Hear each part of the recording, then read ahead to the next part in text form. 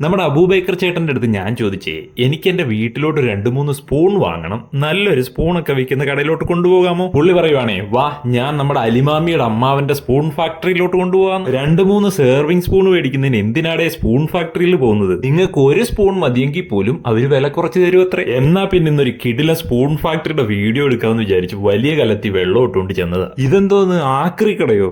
അപ്പൊ പുള്ളി പറയുവാണേ, ഇവിടുത്തെ ഓരോ സ്റ്റാഫിനും ഓരോ ജോലിയാണ്. ഇദ്ദേഹത്തിന്റെ ജോലി ഈ തകരപ്പാട്ട ഒരു പ്രത്യേക ഷേപ്പിൽ മുറിക്കുക എന്നുള്ളതാണ്. മുറിച്ചിട്ട തകരപ്പാട്ട അടിച്ച് ചളുക്കി റൗണ്ട് ഷേപ്പിലാക്കി ഒരു പിടി പോലാക്കുന്നതാണ് ഇദ്ദേഹത്തിന്റെ ജോലി. കേടായ വാഹനങ്ങളുടെ ബോഡി പാർട്ടും മറ്റ് സ്ക്രാപ്പ് ഐറ്റംസുമാണ് ഇവരിങ്ങനെ സ്പൂൺ ഉണ്ടാക്കാൻ ഉപയോഗിക്കുന്നത്. ഇവരിങ്ങനെ ഓരോ സ്റ്റെപ്പ് കാണിക്കുമ്പോഴും എന്റെ ചിന്ത മുഴുവൻ ഈ സ്പൂണിന്റെ ഉപയോഗം എന്തായിരിക്കും എന്നാണ്. ഈ കൂളിംഗ് ഗ്ലാസ് വെച്ചുകൊണ്ടിരിക്കുന്ന ചേട്ടന്റെ ജോലിയാണ് ഇത് അടിച്ച് ചളുക്കി ഒരു സ്പൂണിന്റെ ഷേപ്പാക്കി മാറ്റുക എന്നുള്ളത്. ഒരു മെഷീന്റെ സഹായമില്ലാതെ എല്ലാം കൈകൊണ്ടുള്ള കഠിനാധ്വാനം. ഈ ഹെഡ്ഫോൺ വെച്ചോണ്ടിരിക്കുന്ന ആളാണ് ഇതിന്റെ ഹെഡ്. ഇദ്ദേഹമാണ് ഇങ്ങനെ റൗണ്ടിൽ കട്ട് ചെയ്ത് തവിക്ക് ഒരു ഷേപ്പ് ഉണ്ടാക്കിയെടുക്കുന്നത്. അവസാനം ഞാൻ ചോദിച്ചു, എന്റെ പൊന്നി അങ്ങാതി, തവിയൊക്കെ കണ്ട് എനിക്ക് ഇഷ്ടപ്പെട്ട്, ഇതിന്റെ ഉപയോഗങ്ങളൊന്ന് പറഞ്ഞു തരാമോ? ഇവരുടെ കോൾ പോട്ടിൽ നിന്ന് ചൂട് കനല് കോരിയെടുക്കാനും കനല് ഫില്ല് ചെയ്യാനും ഒക്കെയാണ് അത്രേ ഈ സ്പൂൺ ഉപയോഗിക്കുന്നത്.